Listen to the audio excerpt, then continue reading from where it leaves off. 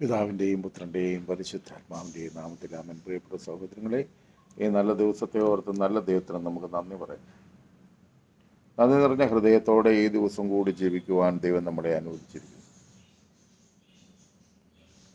ഇപ്പോൾ അർജുൻ എന്ന ചെറുപ്പക്കാരന് വേണ്ടി ഇന്ന് 10ാമത്തെ ദിവസമാണ്. നിങ്ങളുടെ ഞാനും ഒക്കെ പ്രാർത്ഥിക്കുന്നു. എന്താണ് അതിൻ്റെ അവസാനമെന്ന് നമുക്കറിയില്ല. സംഭവിച്ച എല്ലാ കാര്യങ്ങളും ചാനലുകാർ നമ്മളോട് പറഞ്ഞു തരുന്നുണ്ട്. അതെന്തെങ്കിലും ആകട്ടെ, ദൈവഹിതം പോലെ നടക്കട്ടെ, അല്ലാതെ എന്താ പറയുക. ഞാൻ ഇപ്പോൾ ചിന്തിക്കുന്നത്, അർജുനൻ്റെ വാഹനവും അതുപോലെ അവിടെ ഉണ്ടായിരുന്ന ചായക്കടയും ചായക്കടക്കാരും അവിടെ കിടന്ന ഏതാനും വാഹനങ്ങളുമെല്ലാം ഒരു മല ഇടിഞ്ഞപ്പോൾ തകർന്ന് തരിപ്പണമായി ജീവഹാനിയും എല്ലാ തരത്തിലുള്ള നാശനഷ്ടങ്ങളും, അതിലേറെ ഇപ്പോൾ അതിനുവേണ്ടി അധ്വാനിക്കുന്ന നൂറുകണക്കിന് ആൾക്കാരുടെ ഒരുപാട് കാശ് മുടക്കി അധ്വാനിച്ച് അന്വേഷിച്ചു കൊണ്ടിരിക്കുന്നു. നമ്മുടെ കടമയാണ്, അന്വേഷിക്കണം, എത്രയും വേഗം കണ്ടെത്താനിടയാകട്ടെ എന്ന് നമുക്ക് പ്രാർത്ഥിക്കാം. പക്ഷേ ഇതൊക്കെ ഇവിടെ സംഭവിച്ചുകൊണ്ട് ഇതിൻ്റെ പിന്നാലെ ഇത്രയും തീക്ഷ്ണമായി നമ്മുടെ ചാനലുകാരും എല്ലാ ആൾക്കാരും ഒരുപോലെ പ്രവർത്തിച്ചു കൊണ്ടിരിക്കുമ്പോൾ നമ്മൾ ചിന്തിക്കേണ്ട മറ്റൊരു വലിയ കാര്യമുണ്ട്. ഇതിലും വലിയൊരു ബോംബ് നമ്മുടെ തലയ്ക്ക് മുകളിൽ നിൽക്കുന്നു. മുല്ലപ്പെരിയാർ എന്ന ബോംബ് ഒരു മല ഇടിഞ്ഞപ്പോൾ ഇത്ര ഭീകരമായ ഒരു അപകടമായിരുന്നു എന്ന് ഇപ്പോൾ നമ്മൾ മനസ്സിലാക്കിക്കൊണ്ടിരിക്കുക, കൺമുൻപിൽ കണ്ടുകൊണ്ടിരിക്കുക. അങ്ങനെയാണെങ്കിൽ ഈ മുല്ലപ്പെരിയാറിന് എന്തെങ്കിലും സംഭവിക്കാതിരിക്കട്ടെ. കാരണം നമുക്കറിയാം, മരണം എന്നായാലും മനുഷ്യനുണ്ടാകും. പ്രായമായി വരുമ്പോൾ ബലഹീനമാകും. അങ്ങനെയൊക്കെയാണ് അതിന് മനുഷ്യജീവിതം. ഇതുപോലെ തന്നെയാണ് ലോകത്ത് എന്തൊരു നിർമ്മിതി ഉണ്ടാക്കിയാലും അത് കാലം കഴിയും തോറും പഴകി പോവുക. അപ്പം 126 128 വർഷമായി.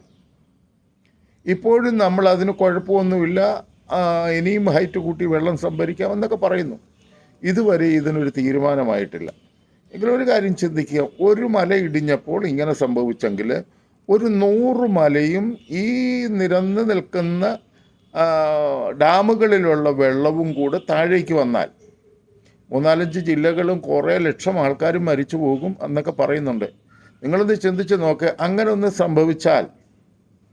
സംഭവിച്ചാൽ ഇവിടെ വന്ന് നമ്മുടെ വിദേശത്ത് പോയിരിക്കുന്നവരോ അല്ലെ മറ്റ് സ്റ്റേറ്റുകളിൽ ജോലിക്ക് പോയിരിക്കുന്നവരോ ആയ മക്കൾ മാത്രമേ ഇവിടെ വരാനുള്ളൂ.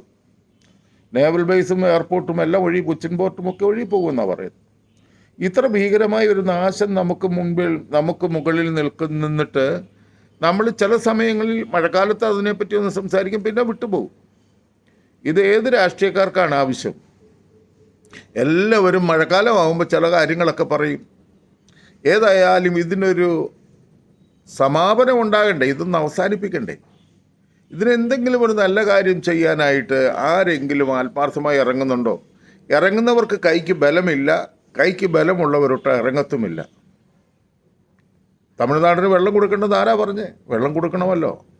പക്ഷേ നമ്മളെല്ലാം നശിച്ചുകൊണ്ട് അവർക്ക് വെള്ളം കൊടുക്കണമെന്ന് പറയുന്നതിന് നമുക്ക് തീരുമാനമെടുക്കാൻ പറ്റില്ല. ഈ അടുത്ത കാലത്ത് പുതിയൊരു വാർത്ത കേട്ടു.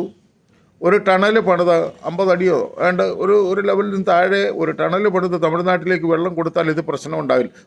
അങ്ങനാണെങ്കിൽ അതെങ്കിലും ചെയ്യണ്ടേ? ഭീകരമായ ഒരവസ്ഥയിലൂടെ കടന്നു പോകുകയാണ്. എന്തേ മലയാളികളെ നമ്മൾ അതിനെപ്പറ്റി ചിന്തിക്കാത്തത്?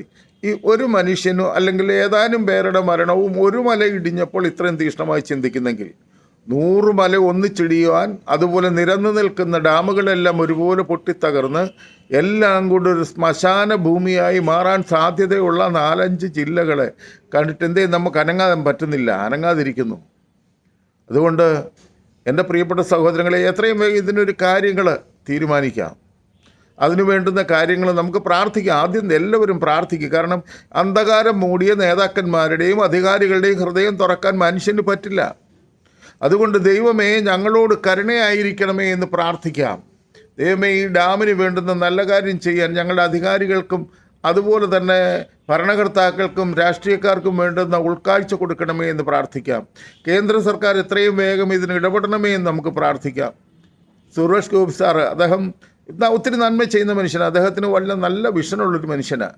അദ്ദേഹം ഈ കാര്യത്തിൽ ഇടപെട്ട് എത്രയും വേഗം എന്തെങ്കിലുമൊക്കെ നന്മ ചെയ്യുവാൻ, അപകടം കൂടാതെ മുന്നോട്ട് പോകാനുള്ളൊരു വഴിയൊരുക്കാൻ വേണ്ടി നമുക്ക് പ്രാർത്ഥിക്കാം. എല്ലാവരും കൈകോർത്ത് നിൽക്കുക. രാഷ്ട്രീയം മറന്ന്, സമുദായം മറന്ന്, നമ്മൾ വലിപ്പ ചെറുപ്പമില്ലാതെ, കാരണം ഒഴുകിപ്പോയാൽ വലിയവനും ചെറിയവനും ഒരുപോലെ ഒഴുകിപ്പോകും.